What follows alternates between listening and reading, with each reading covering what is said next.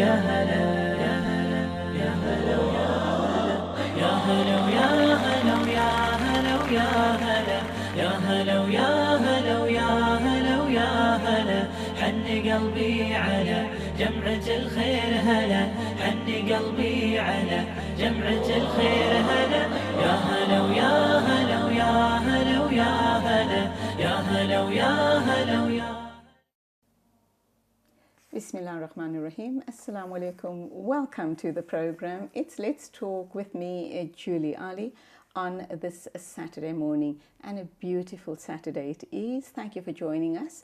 As always, we have some interesting discussions lined up for you. We're going to be talking about the mother-daughter relationship with a registered counsellor, and she is Karen Norris. We're also going to be talking about diets, my favourite subject, and Nazli Taran will be in to talk to us about diets, and we'll be wrapping up by talking about a hearing app which has been developed right here in South Africa, and just how it's making a positive difference in rural areas and also urban areas all around the world.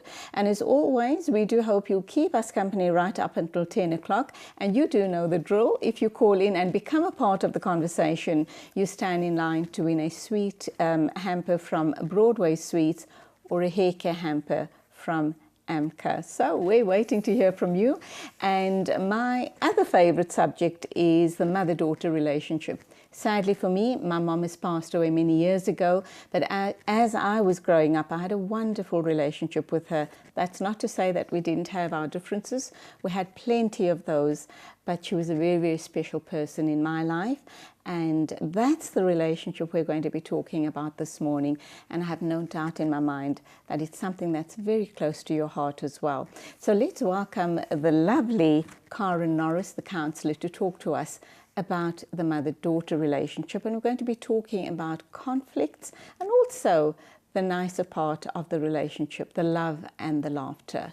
Karen, good morning. Welcome to the program. Good morning, Julie. Thank you so much for having me. My pleasure entirely. Is it Karen or Karen? Karen. Karen.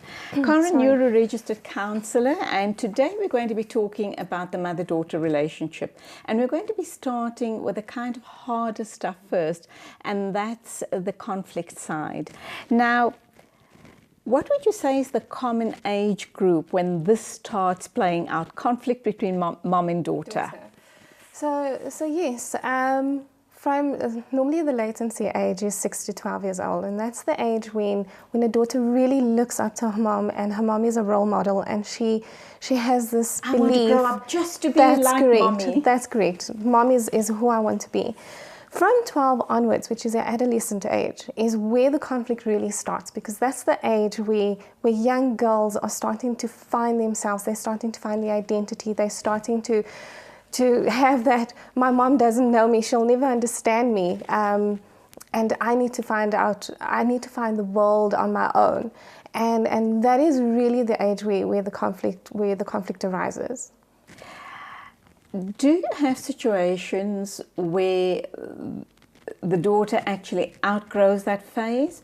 Or are there situations where they actually take it with them into their adult life, and for the rest of their lives they'll always be butting heads with their moms? So yes, it's yes and no to that. The good news is it's a short-term phenomena, so it's very, very short-term lived. After they find their identity and it's been a positive relationship and the mother has persevered through all the emotions and the temper tantrums and the I hate yous, it starts 80 to 90% rate starts to change, and the mother-daughter relationship rekindles itself. Thereafter, there are those relationships where unfortunately they weren't able to rekindle, and it's something that we were speaking about off air, is when the mom is in constant competition with the daughter, or they just really cannot see eye to eye, they take it throughout their life. If the mother and the daughter relationship conflict was so bad during the adolescent age that there was no gap to actually get to a point where they were able to see eye to eye, or there was a positive aspect to kind of rekindle that relationship, There's low self-esteem issues that is apparent. There is attachment problems that arises. There's problem conflict resolutions that also arises, and there's different depression that can arise out of the adolescent mother-daughter conflict that can arise, and that you can carry through your adulthood with you. Can that ever be broken? Can you work through it? Can you sit mom down, or can mom sit her daughter down and say, this is what I'm feeling, this is what I'm seeing, I'd like this to be fixed? Definitely, definitely. I think anything can be fixed, and both just need to take that first step. One of the first options that I would recommend would be counselling, and from there on it's literally family counselling and then individual counselling to really start rebuilding that connection, and start spending some time together. It's very difficult in adulthood. I would suggest short term, because if you decide to just, today me and my mom is going to rekindle our relationship and we're going to spend the entire day together, conflict can arise. So take it in short pauses. Do it on a short-term basis. Spend an hour together, go for a coffee together, go for lunch together, have a quick chat, start the telephone calls, and then you can start easing your relationship back to where it needs to be. But it definitely can be repaired. If it's a conflictual relationship and you want to try and build a relationship with your mom, I found that, in my experience as well, when I used to chat with my mom, you get together, you're wanting to reconnect with the person, and you find that you all invariably end up talking about other problems in the family, other problem children, or other problem relatives, or everything else that's going around and happening in this family, rather than the things that are going wrong between the two of you. That's correct. And hence why I suggest the counselling to really start that out.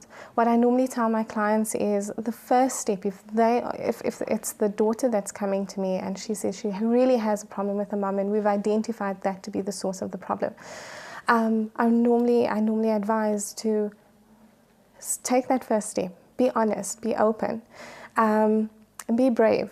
Because it's really brave, and when you start that conversation, it's about you. It's about how you feel, and don't forget to mention the positivity, because it's a very hard discussion that you have to have. And if you're able to go in there with some positives and say thank you to your mum for, it must have been difficult because you weren't the innocent party at all. It came from both sides. And really acknowledge your part in everything. Thank her for being through that and for actually, still being able to love you and care for you and take you through schooling and take you through life the way that she did. And clearly she did something right if you're still an adult and you still managed to get a family of your own. And then start talking about, this is what really, really hurt me. And it's all about you. It's all about you, the person, whether it's from the mom's side or from the daughter's side. It's not all you about, did this and that that's to correct. me. No, but this is what really hurt me, and this is what I would have appreciated more. But I now acknowledge, being a mom myself, or being older, or reflecting back on my life, and say, I would really like us to be this. This is what I want. So put an end goal to it. Don't just leave the situation open-ended. And then allow your mum to respond. Just say, well, I acknowledge, and these are the reasons why I did what I did. Or sadly, a discussion like that might end up in a terrible row. Yes. And you probably would distance yourselves from each other. That's correct. But something you mentioned earlier on, and that was the competitive mother, the mother that always wants to be the center of attention. And obviously, the family around her, very especially, I think the girl children pick up on it. Yes. And they realize mom's competing with me, or she's competing with so-and-so. And eventually it does get a bit much. How do you bring that to her attention? And why is she doing this? Why is she in competition with her daughter? It's constant communication, and I normally bring the mom in, especially if the mom and daughter have come to me with this specific issue. And I've had clients like that, where I've spent individual sessions with the mom on her own. Once she has realized that this is the problem and the daughter has communicated, it's all about communication. You have to communicate, you have to be honest with each other. And what has happened was, you find that often the mom had the same relationship with her mom, and it's almost a repeat of history. So she had low self-esteem, and to kind of get away from what her mom did, she overcompensates. And she tries to be like her daughter and wants to be her daughter's friend, and it's having the opposite effect. So it's kind of a repeat of history, and if there's no help or no assistance from a psychological point of view that is provided, it will always be there. You often find moms and daughters that have a pretty good relationship say things like, we are friends. My mom's my best friend. I can talk to her about almost anything. Or the mom will say, my daughter's my best friend. I don't really need anybody outside of the circle. Is that healthy? It depends on the situation. Who knows what healthy is? It's like society. Society says this and society says that. For me, it's a positive relationship, but there's boundaries. There's boundaries to every relationship. As long as you don't rely too much on your daughter, because she still needs friends of her own. She still needs friends of her own age. She still needs to be independent, and the same with you as your mom, as a mother. And as long as there's that balance and that boundaries, definitely be your mom's friend, and your mom have your daughter as her friend. I think that is a much more positive relationship than a negative one. Okay, let's take an ad break. I'm talking to Karen Norris. She's a counsellor. We're talking about the mother-daughter relationship, and I wonder if you have any thoughts on it. We'd love to hear you. The lines are open on 011 086 7777, but first we need to take an ad break.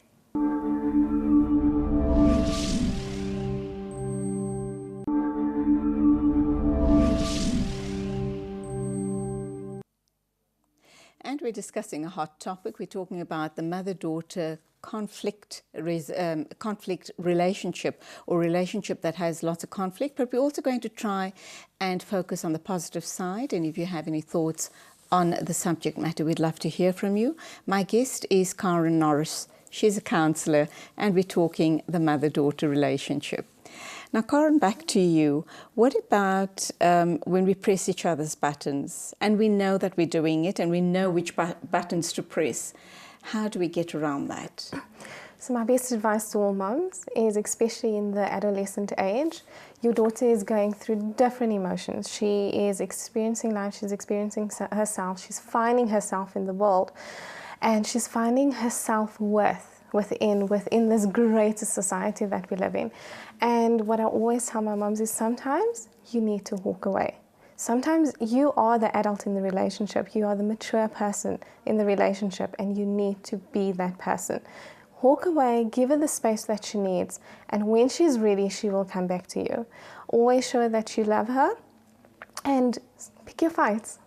Literally pick your fights.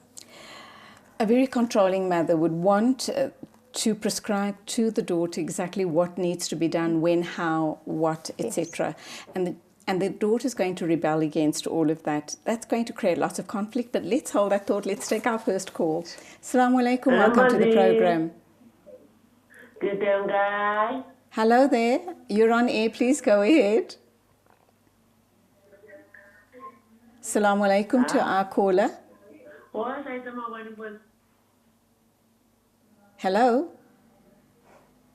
Okay, our caller we've lost the call in fact. So do you want to respond to that question? Yes, so do you mind just repeating the last part? The controlling mother. Yes, so yeah, your daughter's her own person. I had a client who came in, and you know, even though the books prescribe that adolescent is really where the conflict between mother and daughter will be dominant, but she came in and her daughter was 5 years old, and she said, I cannot deal with this child because she's 5 years old and her no is completely no. And the best advice that any mom could ever understand is that your daughter is her own person, and she needs to discover that, and she can only discover that by your help.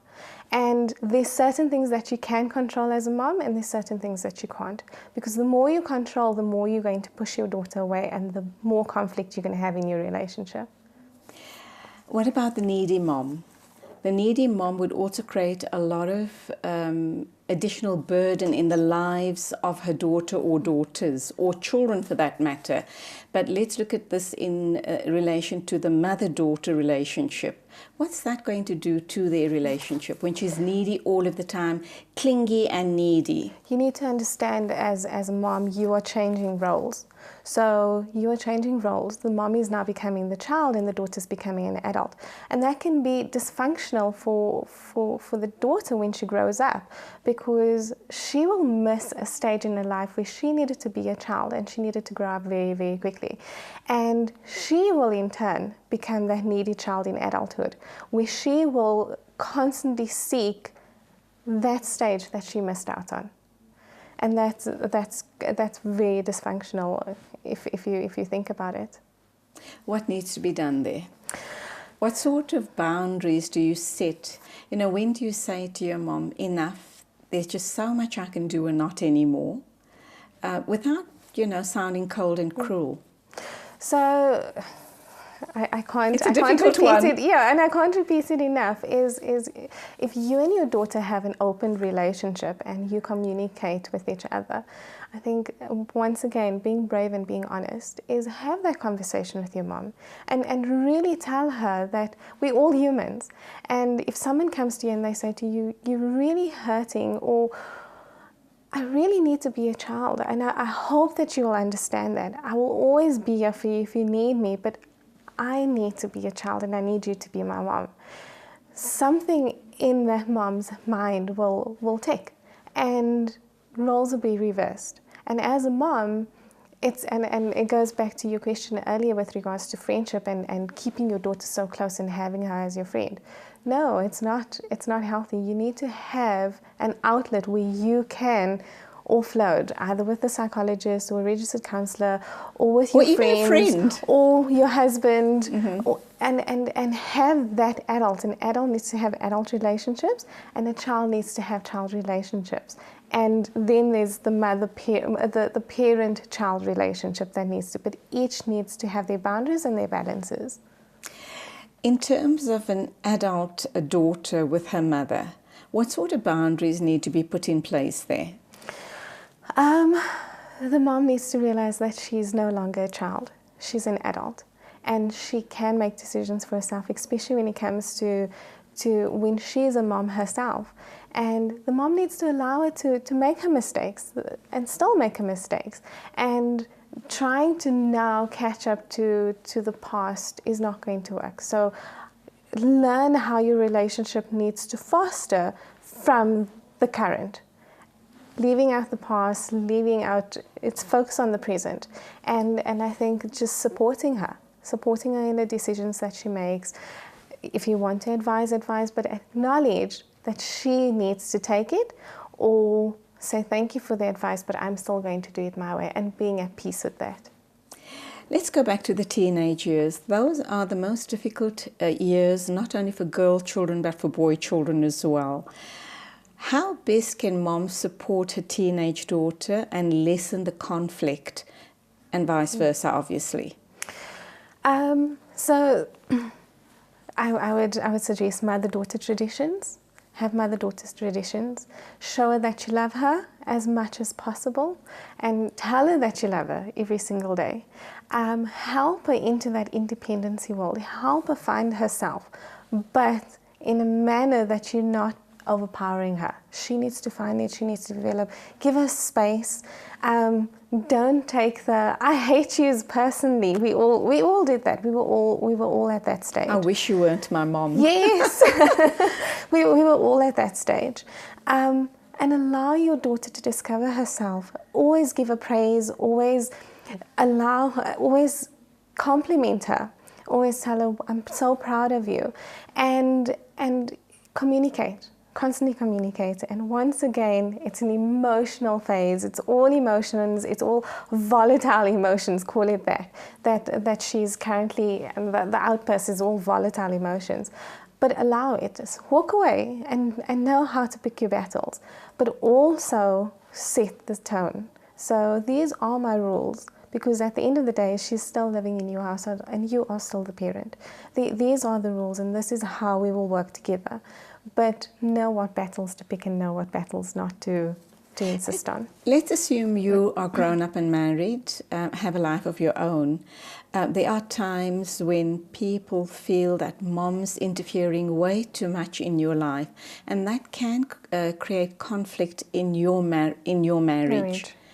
How do you sort that issue out? How do you address that without hurting mom? Because she is your mom. She bore you. She's a very important part of your life and always will be. Never mind the conflict that we're talking about.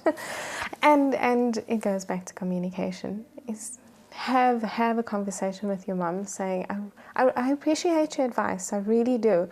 And sometimes I want you to advise me and not tell me what to do.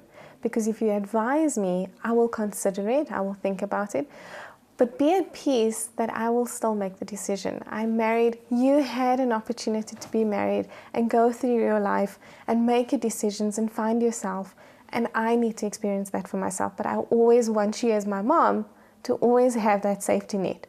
So and divorce is evident in our society, if it has to end up in a divorce, that I will be at peace and know that my mom will always be there for me. And that is the conversation, and your mom will learn. She literally will. Once again, we're all human. But it's a difficult conversation to have. All of this that we've been talking about is difficult conversations, but it's courageous conversations that we have to have. A girl grows up, has lived in her mom's shadow or absolutely adored her mom. They were friends, they had a brilliant relationship. She then goes on and she marries and she starts having huge problems in her home. Keeps phoning mom for advice and mom keeps calling and trying to tell her what to do. Hubby's not happy about that at all, bans mom from visiting her, and the poor girl just feels absolutely cut off. Her world and her life doesn't feel complete. What do you do? Her mom has created a dependency on her, and it won't only affect her marital relationships, but it will affect every aspect that she has. It will affect her friendship relationships, it will affect her work relationships, because this means that the daughter will not be able, she'll always have problems in terms of conflict resolutions. And with that, I will then start with self-confidence building, how to deal with conflict, and being brave inside. And yes, the husband wasn't right in terms of how, or he didn't do it in the right mannerism or behavior when he just cut the mom off, and that could have been handled differently. But sometimes tough love is what is needed, and the daughter needs to literally start from scratch, and it's that needy child in adulthood that is coming out, and that needy child needs to be addressed, and that behavior needs to be worked on, so that the daughter then can come to an equalized platform where she can realize that, okay, I can now stand on my 2 feet, and the relationship with the mom can always be rekindled. And then you work with the family unit in terms of, this is a new family unit that you've just created, and how are we going to work with this family unit so that we can all get along? Let's talk about the issue around favoritism. We're talking mother and child relationship, we're talking mother and child conflict or mother and daughter conflict, but of course we also realize that most of those very conflicted relationships are the ones where mom and daughter truly love each other very, very deeply, and a lot of the times it is because the conflict stems from the fact that they're so close to each other. But with the other siblings accusing mom and daughter of, or mom of favoritism and vice versa. I think for the mom, and I think about my own mom, we were 5 kids, and that often came up that, oh, this is your favorite and that's your favorite. But it literally isn't. My mom didn't show favoritism. She loves all her kids equally. However, it creates resentment in the other creates children, resentment in the deep other- resentment. Definitely. And the advice that I can give, and the reason why I'm using my mom And it is can that divide the family, unfortunately. It can. And the reason why I use my mom as an example, I mean, 5 kids is not easy to have, is constantly remind your children how much you love them and spend time with each one. And you have a special relationship with each child. And as a mom, it's one of the noblest jobs that you would ever have in this world. And finding a unique relationship with each child is what I suggest the mom does. And spending time with each child, especially where there's a son and a daughter, is spend time and you speak about the uniqueness in different ways. And spend time as a family unit as well, where you're not creating those divisions, where you're not separating them, or your son now feels subsided because there's always mother-daughter traditions but not mother-son traditions. You have to have a balance between all. And definitely the father plays a big role in this as well, because you need to swap. So when you're spending time with your son, he needs to spend time with his daughter. And you swap it around, and that becomes a family tradition. But it needs to be balanced. And it happens, and if it does happen, seek professional, because sometimes having an outsider come in and listen to the issues, you think that it's this big, but it's actually a tiny little problem that just needed talking about, or people just need to say what is on their hearts, and the other person to acknowledge that you've hurt that individual. And that is the best advice that I can provide. Now, when we look at the mom-daughter conflict situation, doesn't matter how old or young the girl is, where and how does dad play a role in all of this? Is his input necessary? Will it make a difference?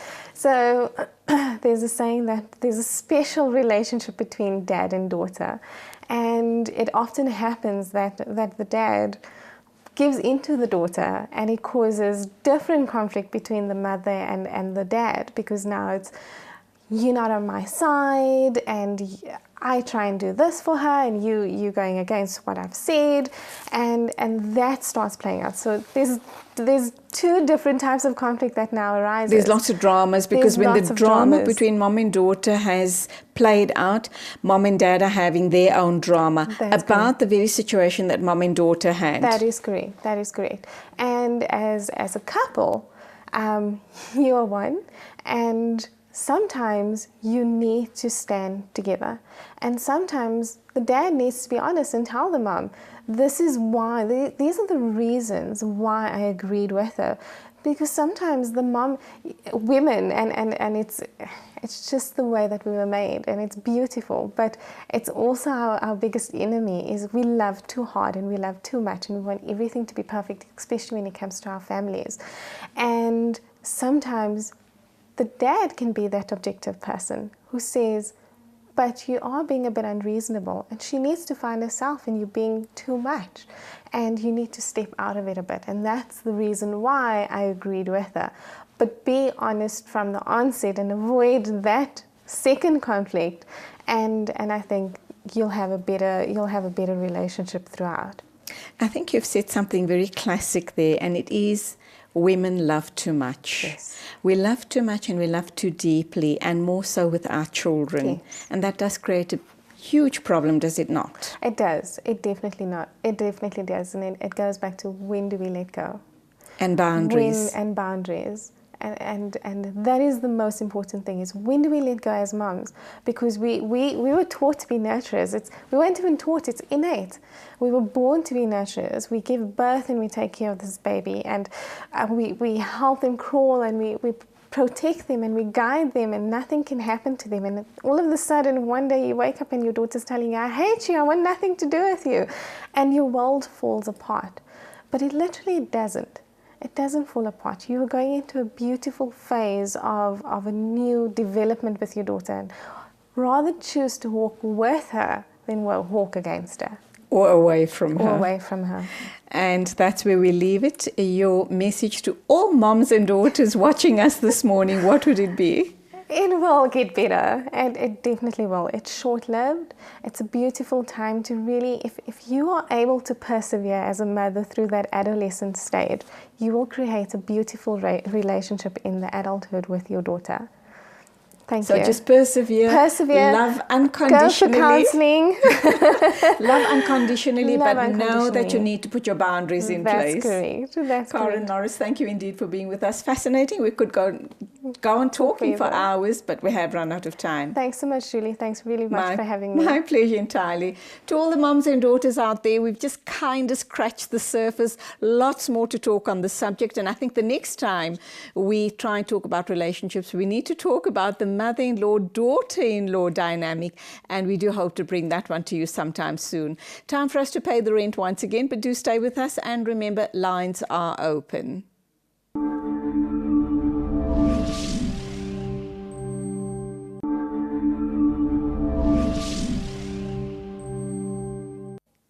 And welcome back. We're now going to touch on my favourite subject, something I've been battling with for years. And I hope after this interview that I can apply these principles in my life and hopefully get rid of all of the unwanted extra kilos that we all carry around. I'm going to be talking to Nazli Tarrant about diets and more. And don't forget, after we've done talking with Nazli, we're going to be talking about a hearing app that has been developed right here in South Africa at the University of Pretoria. But right now, diets, everything you need to know about them, or hopefully the one that Nazli is going to talk about, which might just work for you. Nazli Tarrant, good morning, welcome. Assalamu alaikum, good morning, welcome to the program. Walaikum salam. Thank you for having me. Nice to have you in the studio. Now, off air, I spoke to you and I asked you if you are a dietitian or a nutritionist, and you said no. And yet, you're going to be talking to us about diets. So tell us what you know about diets that we should be talking to you. Okay, well, basically, my journey started a very long time ago. I've been on this journey a long time. I'm not quite done with it yet. I've basically been overweight for most of my adult life, and I've been on just about every diet. Some have worked, which means I lost weight, and what would happen eventually is I would feel hungry and deprived, and I would eventually go back to my poor eating habits. And I'd say in the last 2 years or so, I basically almost gave up. I decided that I'm fat, that's it, deal with it. And the turning point for me came when I saw a picture of myself. Someone had taken a photograph of me last year, June, July. And you had a shock of your life. I was shocked, but more than shocked, I was disappointed, in myself. I couldn't believe that I had allowed myself to get to that point. And I then decided that something needed to be done.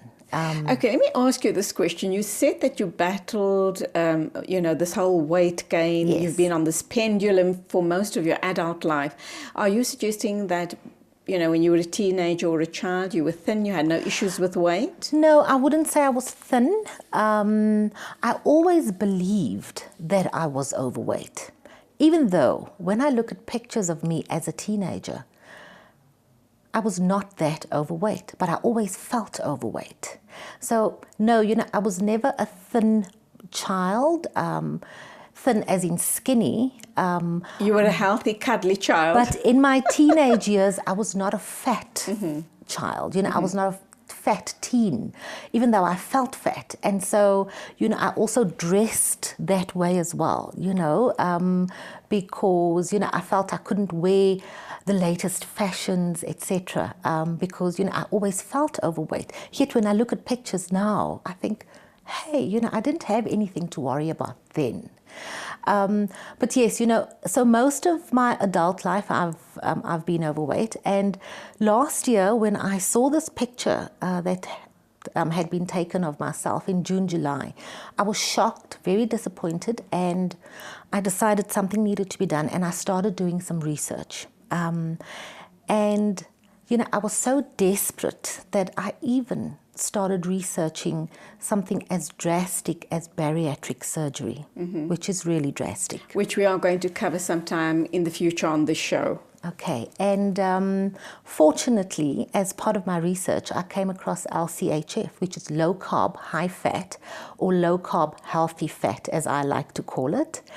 Not that I wasn't aware of it. I had been aware of it for at least about 3 years. Friends, family, colleagues had actually adopted the LCHF way of life. Is this similar to the Banting diet? It's absolutely the Banting diet. Okay. Banting is a word that's used to describe the LCHF way of eating, to bant, or she's banting. And basically I then decided, let me give this one last shot.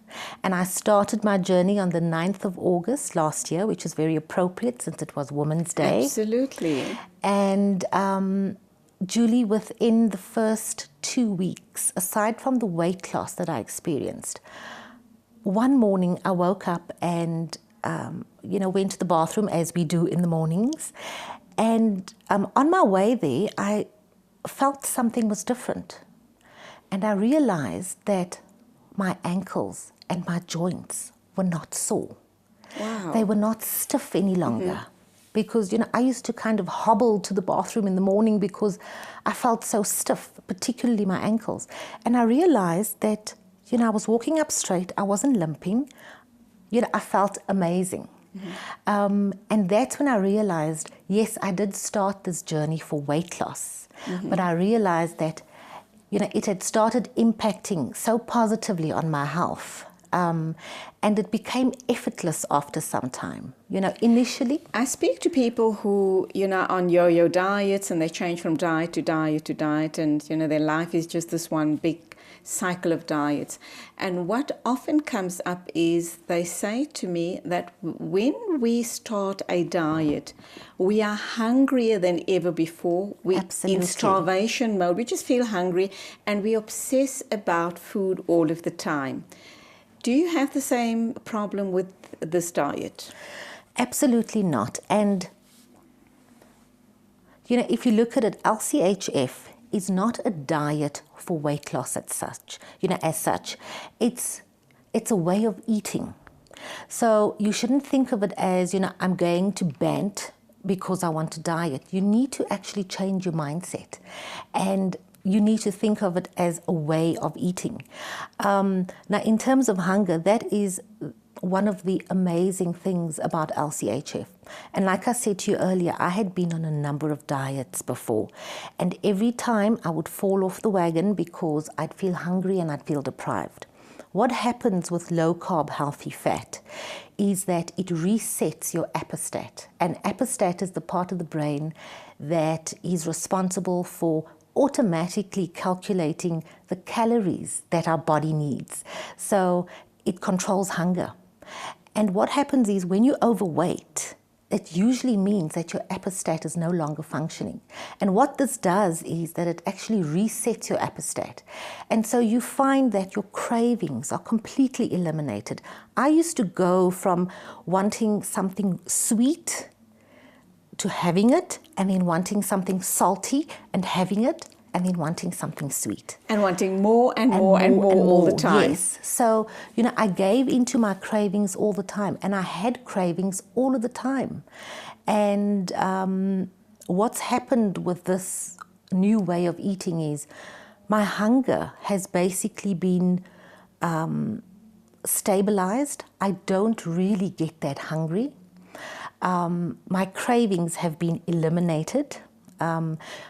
You also have a natural thirst. So I drink a lot of water, and it's not something that I have to force myself to do. I just naturally want to drink water. Which is great for you, yes, for your health. Absolutely, yeah. And so that's what happens with, when you actually eat the low-carb, healthy fat way, is that your apostat resets, and your body takes over because your body knows what it needs and how much of it needs. Would you say that it's important for someone that starts a diet, any diet, or perhaps this one in particular, someone like yourself that's been battling weight gain and weight loss, being on the yo-yo all of their lives, to rather consult with a doctor first to perhaps see if there are any underlying issues, any health issues, and going on a diet might just exacerbate their health issues? Yes, absolutely. Particularly people who suffer with diabetes, and other ailments. However, you may have noticed or you may have read in the news or heard on TV, the person that actually made LCHF quite popular in the last few years is Professor Tim Noakes from the University of Cape Town. And so while people may go to their doctors to ask, is it okay for me to start LCHF? Any diet for that matter. Yes. Many doctors may not actually approve of this particular way of eating. Yes, but obviously, if you're not well, it is advisable. I suppose if you have health issues, then perhaps that might be the right course of action. But let's hold that thought. Let's pay the rent, and we'll be back with you in a minute or two. Nazli Tarrant is our guest, talking to us about the low-carb, high-fat diet, and she talks about it in terms of healthy fats. She's testimony to the fact that this diet does work, and after the ad break, she's going to give us pointers, she's going to show us pictures, and she's going to tell us how to embark on this diet, inshallah. So stay with us.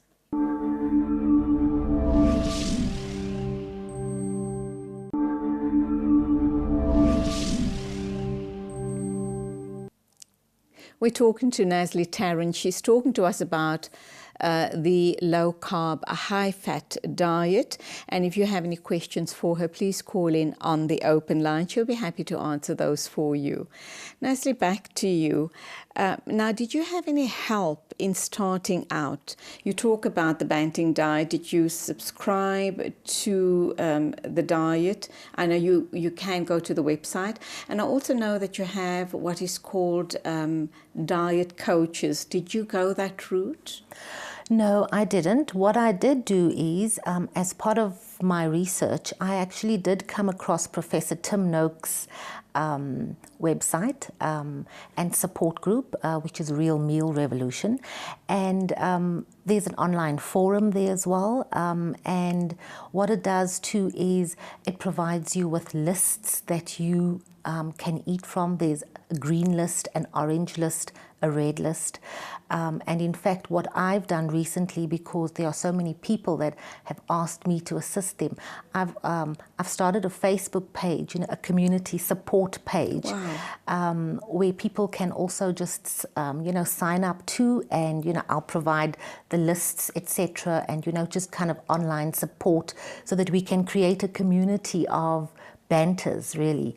And so that is how I got started. Lots of people bant solo, on their own, and they also have huge success with it. Look, it would be useful to have some kind of support. So I think the online support is great, especially when you're starting out. You want to know, what can I eat, what can't I eat, how much is okay, etc. Is there a lot of paraphernalia involved in starting up, to sign up, to subscribe, etc.? Are there, I'm just wondering, scales and booklets, etc., that you need to purchase to get you going? Or can someone just go to your Facebook page and get started and say, hey, this is going to be my first day of dieting, help, when, how do I start? I need quantities and I need the type of foods that I should and shouldn't be eating. Absolutely. So they can go to the Facebook page, and it's called Beginner Banting SA, and they can go to the Facebook page, and I will support them there, tell them what they need to get started. I'm also going to be posting recipes and just general help, so any questions are welcomed, And we have our first caller online. Okay. Assalamu alaikum to you. Welcome. Assalamu alaikum. How are you? Alhamdulillah. Thank you for calling in. What's on your mind? I just want to find out. I'm 75 years old. And the thing is, I found out last year, June, that I'm a diabetic. Ooh. My weight was 89. I was really big. And now at the moment, my weight is 61.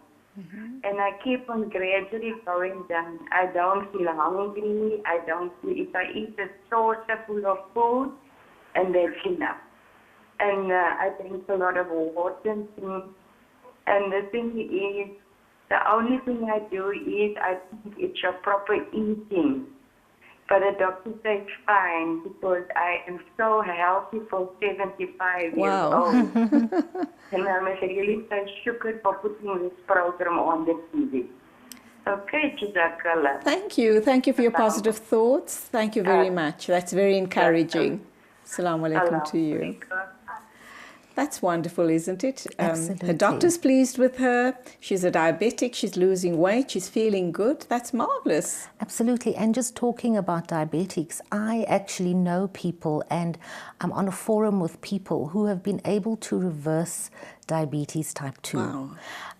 They've also been able to reverse things such as fatty liver syndrome. I'm no medical doctor, so, I can't give, advice, but this is my experience, and this is my experience with people who, I know and, who are on forums with me, etc. And it's completely revolutionized people's lives. And what it really is, it's a food revolution. It's going back to eating real food. Processed food is out, so you need to get back to eating real food. And that's really what Professor Tim Noakes aims to do, is to get people eating real food again. So when you say real food, you've got to eat food that looks like it's supposed to look. So a piece of chicken, right. Not something processed into a patty or, a piece of meat. Okay, so give us examples, so, to get us started without having to necessarily go to the website and so forth. There are a lot of people who don't have access. So for the benefit of those people, how do they start? And what sort of food should they be eating? And I know it's going to be difficult to talk about quantities because people are of different ages and height and weight and so forth. But just give us an outline. Okay, so basically the first thing that you need to do when you're embarking upon LCHF is you need to go to your kitchen, look at your pantry, and you need to remove all the things that you should not have there, things that are actually bad for your body. With LCHF, when I said earlier, it's a mindset change. You need to relearn a lot of things that we learned, as kids. So things that we think are bad for us, things like butter, things like ghee. They're supposed to be good for us. Yes, they are good for us. But what I'm saying is we grow up thinking that butter and ghee is bad for us, where actually it's good for us. It's saturated fat and it's actually good for us. What's not good for us is highly refined and processed seed oils, sunflower oil, margarine. Those things are bad for us. So starting out... So you banish all that from your kitchen? You need to remove all of the wheat and the grains. So anything that's made with flour, wheat flour, things like pasta as well, grains, because what happens is carbohydrates, especially refined carbohydrates, once it goes into your system, it becomes sugar. And it's the glucose in our system that releases the insulin. And with that insulin spike, what happens is it creates hunger, it creates cravings, so it becomes a vicious cycle. So you need to eliminate the things from your home. So you're also saying, obviously, no rice, no bread, no roti, no cakes, no biscuits. You make it sound terrible. Okay, but no, you see, that's why I say it does take a bit of a mindset change. Once you're into it, it becomes so effortless, Julie. So yes, you need to eliminate rice. bread, cakes and biscuits made with wheat. What's the alternative to wheat? You're saying made with wheat. So what's the alternative? There are other healthy flours, such as coconut flour, such as almond flour, macadamia flour, so nut flours, and coconut flour. Those are alternatives. And there are so many recipes in that available, and I'm going to be posting them online as well. And that you can actually make so many treats and snacks with, and you can cook with them, and so that you don't feel deprived. Okay, so talk to us about your typical day. What does it look like? What is it that you're eating, and how do you prepare some of the stuff? Starting from breakfast, let's understand what it looks like and hopefully make it palatable for people watching us this morning. Okay, so the first thing I want to say is, with Banting, there's a rule.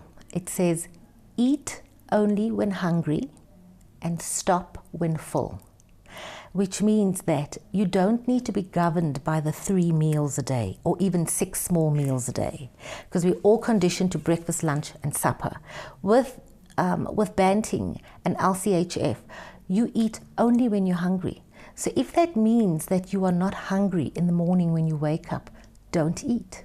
Wait until your body wants to eat. So when your body is ready for food, what would be your first, let's assume that would be your breakfast at 10 o'clock. Okay. What does it look like?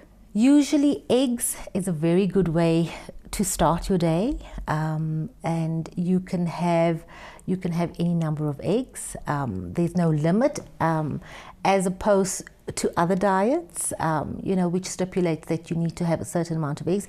Eggs is very big on LCHF. You can have fried eggs, not fried in sunflower oil, so you can fry it in butter, or you can fry it in coconut oil.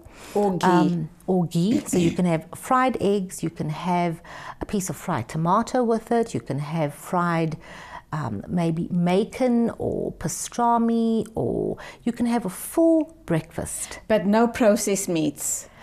Preferably not, no. Not processed meats. What you can have is, like, for example, pastrami is a slice of meat. It's not processed, it doesn't have fillers in it. Breakfast beef is a slice of beef. So you can have that, or you can have macon rashers. The fattier Okay, I'm going to have to rush you here. We have 2 minutes to wrap up time. Okay. So that's what breakfast looks like. And obviously that means no cereals, no breads, no cheese. Cheese obviously is cheese a fat. You can have any amount of cheeses. Yes, you can have cheese, you can have yogurt, you can have cream. I have coffee and cream, not coffee and milk. Fat is what keeps you full and satiated. Lunch and dinner very quickly, and snacks. What would they look like? For example, lunch you could have, if you like salads, you can have a tuna salad, a chicken salad, or you can have leftovers from last night. For dinner, what I've learned to do is I've learned to adapt the food that I like, that I grew up eating, curries, for example. I've learned to adapt that to LCHF. So I just don't add the potatoes in. And instead of rice, there are so many alternatives. You can have zucchini noodles. You can also do a stir fry of shredded cabbage, and you can pile your food on top of that. My favorite is shredded lettuce. I do a pile of lettuce on a plate, and I pile my curry on top of that. You can do cauliflower mash, cauliflower rice. There are so many other alternatives. To roti, for example, you can do cauliflower wraps, cauliflower rotis. You can have pancakes with coconut flour. If you have time, there are some visuals I just wanted to show. I think they've been coming up as we've been talking. Oh, okay. So in closing, then let's have your Facebook details, all your details, so that if people are wanting to now engage with you, I'm sure there are going to be lots of people wanting to engage with you. And they'll then know how to get in touch with you. Okay, well, it's basically Beginner Banting SA, and they can search that on Facebook, Beginner Banting SA. So, so if they go to the Facebook app and just search for Beginner Banting SA, and they can engage me on that page, and I'm happy to provide them with all the information, how to get started. I will put up the lists, the green list, the orange list, the red list, and yes, you know, so I'm happy to help. Well, you look a picture of health. Thank you. Absolutely gorgeous, glowing skin. You seem very satisfied and happy and contented with yourself. So I have no doubt it's the diet that's doing this for you. Absolutely. And may you continue this amazing journey. And obviously, I presume this you're going to have to stick with for life. Yes, absolutely. That's why I said it's not a diet, it's a way of life, and it's become so effortless to me now. You know, it's become part of my daily choices. What if you cheat? Let's assume you go to a function, a wedding or an event, and you cheat there at, you know, on that occasion. Is your diet gone out the window, or do you just pick up from where you left off? You pick up from the very next meal. You don't give up. And what I did in the first few weeks, when I was still, you know, becoming fat adapted, which is another term, I did have some cravings. And the moment I'd have, say, a slice of whole wheat toast or something, the next morning I would wake up and have sore joints. And that's how I realized that the wheat and the gluten and the sugar was actually causing inflammation in my body. And so now I don't even crave those things. I very seldom cheat, you know, and, you know, I just make good choices. Even when I go out to eat, you know, I make better choices. It becomes automatic to you. Okay. If you do have a day of cheating, is it going to put you back as far as weight loss is concerned for that little amount of time? Or do you just forget about it and move on? Look, you know, like I said, you know, I've passed the stage of really cheating that much, you know. But yes, you know, if you're going to have a whole day of eating carbs and that, one, you're going to feel it in your body. You're going to feel the difference the next day. It may, of course, affect your weight loss. The aim is to change the way you eat and to remove the wheat and the seed oils and everything that's bad for you. The sugar from your diet. There are so many alternatives, healthy alternatives. There's xylitol, there's erythritol, stevia, which are natural sweeteners. So for example, I don't know if you had the visuals up of my chocolate cakes topped with fresh cream and strawberries and a chocolate sauce. And is that on your Facebook page as well? I'm going to load it all Brilliant. up. So that's where we're going to go for all of the additional information. Yes. Lovely chatting to you. All the best. Thank you and so I much. do hope and pray you continue with this journey, and hopefully a whole host of people are going to start the journey with you. Inshallah. Thank you for being with us. Thank you. That was Nazli talking to us about the LCHF diet, I think it is. Yes, that's right, LCHF diet. And are you going to give it a shot? Well, visit her Facebook page. And if you started and are having success, please give us a tinkle and let us know how you're going.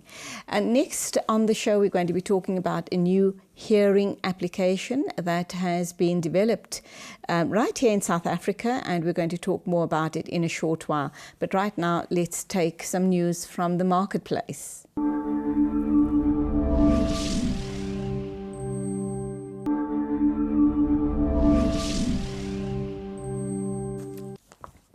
And welcome back. We're into the final segment of the show this morning. I sincerely hope that you've enjoyed the first two interviews. But right now we're going to be talking about something a little more serious, and that is hearing loss. But we're not going to be talking hearing loss per se. We're going to be talking about an amazing application that has been developed right here in South Africa. Nick Klopper is the CEO of the company, and in conjunction with the University of Pretoria, they have brought this amazing innovation to our shores and beyond. Now, it is said that more than 360 million people worldwide suffer from hearing loss. Will this application be able to make a difference in their lives? Let's hear from Nick Klopper. Morning, welcome to the program. Hello, Julie.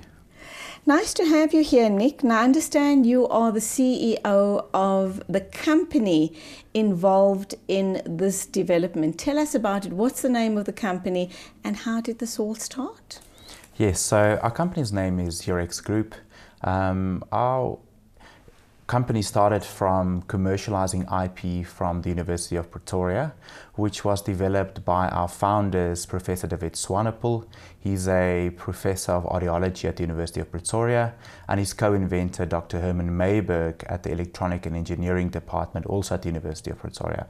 They came up with a lot of novel ideas regarding using technology to provide access to care at grassroots level for communities.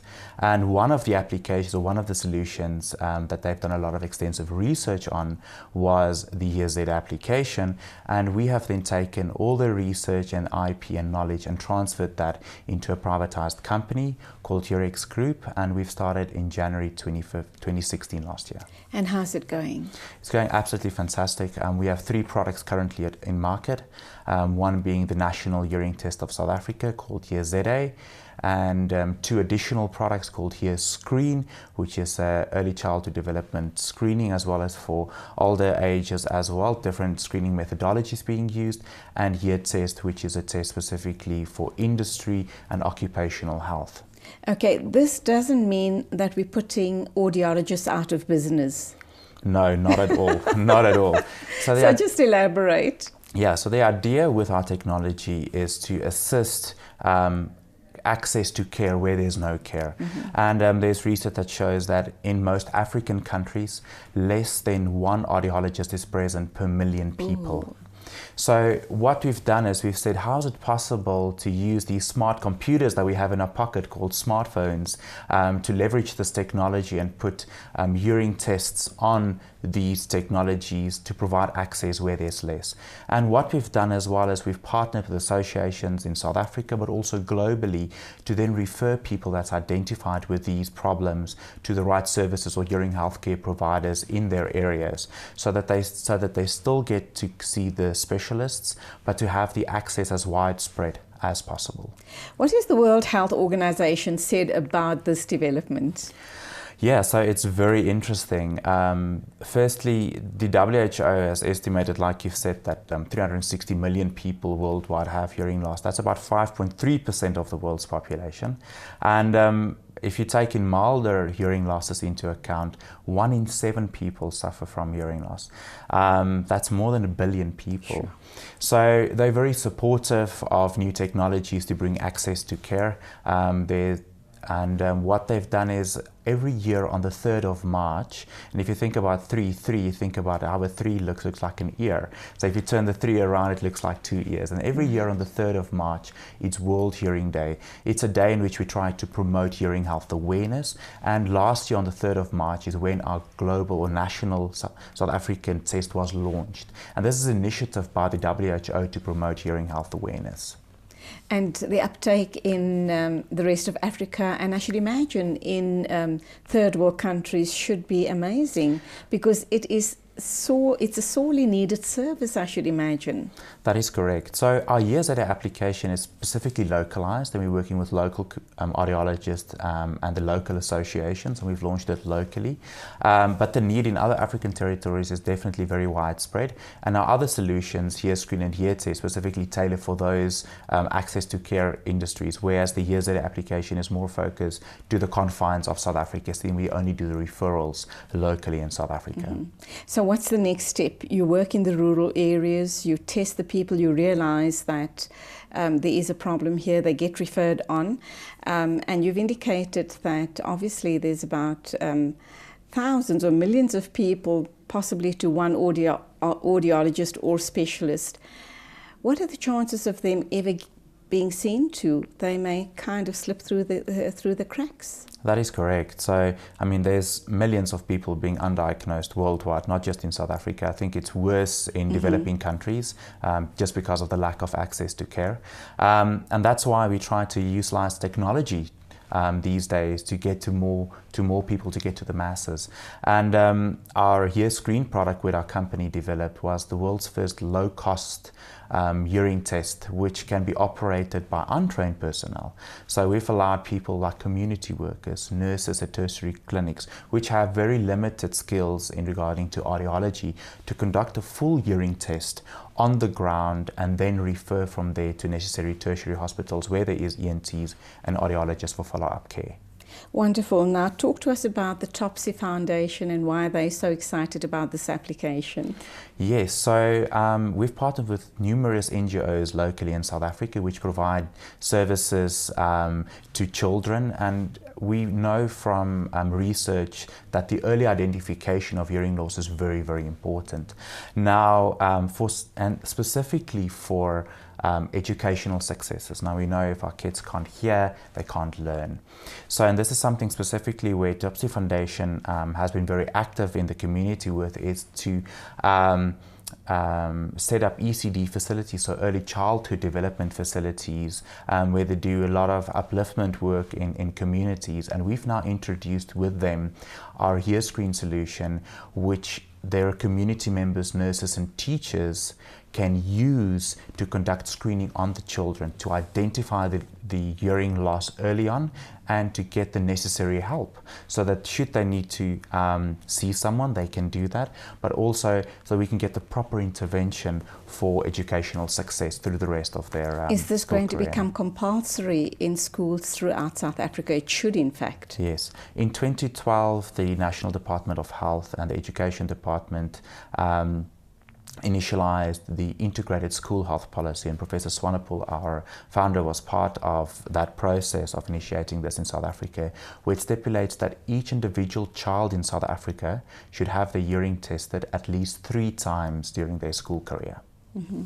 As a matter of course, in the more affluent areas, what would you say to those parents? As a matter of course, should they, when the children are going for eye tests, for example, should they insist on their children going for hearing tests as well? Definitely. And at what age? Yes, as early as possible. So there's different technologies that's being used to test specifically younger children at different ages. So there's OAE test for newborn children, but because of very expensive equipment, in excess of hundreds of thousands of rands, less than 5% of our children being born currently gets these screening conducted. So we just pick up hearing age at a much later age. So it's very important to have that testing done as early as possible. Are you suggesting then that if we don't test the children shortly after they're born and don't address the problems with their hearing, that it actually impacts on their hearing in future? Yeah, so there's definitely numerous ways to look at this, but early intervention and the early identification is really important to pick that up, because that could cause developmental delays in the way in which they develop speech specifically, okay. because the way we learn to speak is because of our ability to hear the mother or the father speaking. So yes, early on is very important, but also at school-going age, because at school-going age is there where we start learning and developing brain function and start getting knowledge, and there we have to interact with teachers and other classmates, and if we have hearing problems, it's difficult for us to do that, as well as social isolation and a lot of other medical conditions which comes with hearing loss. Can this application work for age-related hearing loss? And that is a huge problem in the older population of the country. Yes, so this app was specifically set up so that we've tested from about 13 years of age. Everybody can do a test up to very older ages as well. And if you look at the statistics, there's a very age-related, so your hearing deteriorates with age. That's a natural process of aging. It's a natural process of aging. Sadly. That's correct. So I think the statistics says that 1 in 4 people over 45 of age and 1 in 3 over 65 of age have a permanent disabling hearing loss. And the application is set up in such a way that you have to enter digits. So you have to understand numerics, and that's why we don't recommend it for children younger than 13 years of age, just because of the comprehension of digits, but then would go all the way right up to old age as well. Mm-hmm. What other innovations are you guys working on? What else are you bringing to South Africa and beyond in terms of technology like this hearing app? And how affordable is number one, this hearing app and your future, your future applications? Sure. So maybe I can talk about the affordability and how the Years Data application fits into play. But it's a free hearing test, which anyone can download from the app stores, the iOS or Android app stores, by searching for Years Data. They'll download that onto their smartphone, and then they'll be presented with 3 digits in background noise. So you'll have to type in 3 digits on a keypad of your phone, and then that's displayed in background noise. Every time you type in those digits correctly, the background noise increases, and that is then repeated 23 times. At the end, you'll get a hearing score, and you'll be able to then look at your hearing score and then classify that into one of 3 categories. We use the application and technology to then classify your hearing into one of 3 categories. One being normal hearing, which we all hope we have. The other one being slight hearing loss, or more severe or moderate hearing loss after that. And then we have a follow-up section where you can then connect with your closest audiologist or hearing healthcare provider. In South Africa, we have more than 400 hearing healthcare practitioners in our platform, which we then refer patients to for a follow-up consultation. In addition to the Years Data application, it's been very fortuitous for us to be able to work on cutting-edge technologies, everything related to hearing and mobile phones. Can I just interrupt you here? So I download this free app. Sure. I then get my scores. I follow all the prompts, get a result. And then go on to my audiologist, and whatever else happens then happens, whether they've decided that I now need a hearing aid or an operation or whatever that might be. Would this be the same type of test, the same application that's being rolled out to local clinics and schools and rural areas?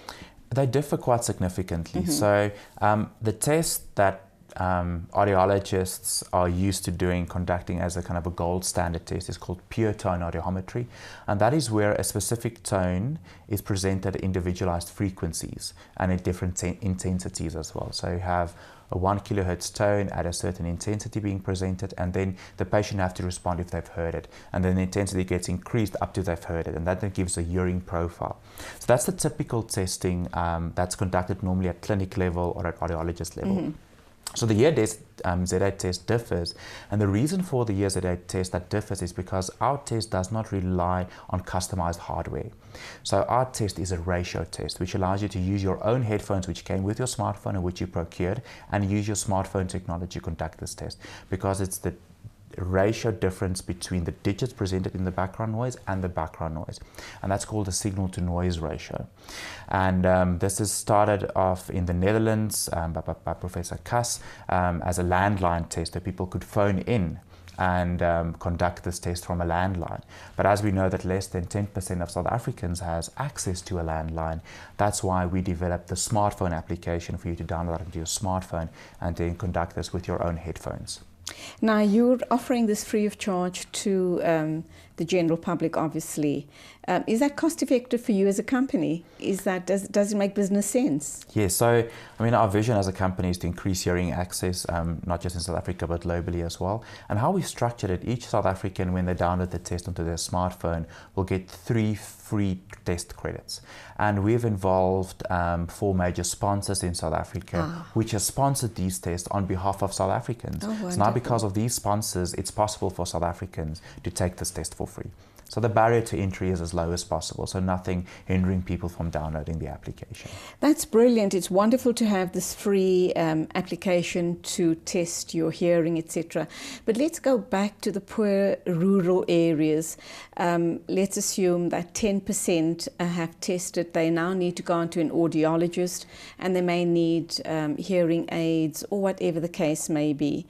They cannot afford that. Yes. Are the state hospitals offering any assistance or support as far as hearing tests, audiology tests are concerned, and then further to that, hearing aids and so forth? That is a major concern, not just in South Africa, but globally as well, the lack of equipment and the necessary follow-ups. Our national Department of Health do provide hearing aids at primary or tertiary healthcare facilities once you've been diagnosed with a permanent or disabling hearing loss. some of the primary healthcare facilities where there's audiologists situated do have backlogs. We actually have worked with long backlogs. Long backlogs, some of them months where you could potentially wait for a hearing aid. We've ran multiple projects in some of these underserved communities over the past couple of years, and have attracted many sponsors to be able to provide us with free hearing aids to provide to that clinic, to be able to kind of decrease the backlog and fit people with hearing aids as well. But that's just one area or two areas. There's multitudes of areas where there's people which don't have access to the proper care necessary. Look, this is a great start. What do you believe that you guys can build onto this to offer a truly well-rounded, holistic service to the underserviced and the underprivileged? Because I should imagine that was the initial aim. That was definitely the initial aim, Julie. So we'll continue developing applications in other ways to intervene at primary healthcare level, specifically in these underserved communities. And one of the products we're busy working on, which we're very excited about, is a mobile otoscope, which also plugs into your smartphone. Just repeat that. A mobile otoscope. So what it does is it takes pictures of your eardrum. Ooh. Now, the reason when we go to the doctor and they look into our ears to look for ear infections, now specifically in children, 1 in 3 children while growing up under the age of 5 contract middle ear infection. True. Now, if we have middle ear infection, or if a child has middle ear infection, they temporarily have a hearing loss. So they can't hear very well in that ear while they have that infection. Now, if it's undiagnosed and untreated, it could lead to permanent damage. So, and the problem is that the healthcare professionals don't have the access or the necessary equipment to diagnose these ear diseases. And that's why we've developed HearScope, our product, to decentralize this care. So where there's no GP or no ENT, throat specialist available, to take the picture of the eardrum, a nurse can then put that into the ear of the children without hurting them, take a picture of that, and we then have used AI, artificial intelligence, to send that image into a cloud, diagnose the eardrum, and then categorize that into one of 6 potential pathologies where they have an infection in the ear, one being wax obstruction or something like otitis media as well. And how far down the line are you with this? Have you started rolling it out already? We have pilot sites in South Africa and around the world as well, collecting data for us. Professor Swanepoel have, in collaboration with Dr. Mayberg, published on this in the international foremost journal our findings. And our system is currently accurate, about 85% accuracy in diagnosing these images. And we'll be rolling out a massive crowdfunding campaign on the 3rd of March this year in rolling out this product commercially in certain underserved communities and rolling out to more first world countries after that. Amazing work. We're going to definitely watch the space, and the mind boggles to think that this is the kind of work, development, research, and obviously the amazing kind of stuff coming out of South Africa and the University of Pretoria in collaboration with your company. So you've done South Africa very, very proud, and we're so pleased, and we hope and pray that you guys will come in again sometime soon to talk to us about future innovations from the company and from UP. Thank you so much for your time. Thank you, Julie. You're welcome. And that was Nick Kloppert talking to us about the new development, the new app to detect hearing loss in South Africa, and it's gone all around the world, and definitely an amazing first for us here in South Africa and the University of Pretoria. That then brings us to the end of the show. Thank you indeed for being with us. I sincerely hope you've enjoyed being with us as much as we've enjoyed your company. Let's wrap up with the thought of the day, which is: there are far better things ahead than any we leave behind. A big thank you to our very supportive production team. Until Wednesday at the same time as always, don't forget this show gets repeated on Tuesday afternoon at 3 o'clock. And until Wednesday when we go live once again, it's Khuda Hafiz from me, Julie Alli. Ya hala, ya hala, ya hala, ya hala, ya hala, ya hala, ya hala. يا هلا يا هلا يا هلا يا هلا يا هلا حن قلبي على جمعة الخير هلا، حن قلبي على جمعة الخير هلا.